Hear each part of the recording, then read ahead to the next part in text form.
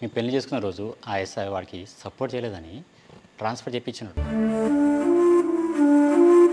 ఇప్పుడు కొత్త ఎస్ఐ వచ్చిండు. ఇప్పుడే మీ అన్న ఆయనకి పైసలు ఇచ్చిపోయిండు. ఈ ఎస్ఐతో మనకు ఏం పని కాదు. ఎట్లా ఏం పని కాదో నేను చూస్తా, నువ్వురా.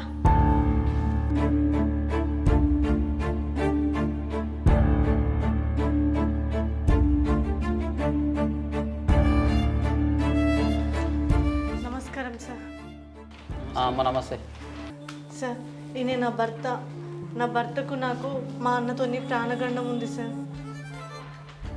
మీ అన్న పేరు నాకైతే తెలుస్తుందమ్మా. మీ అన్న పేరు ఏందో చెప్పు.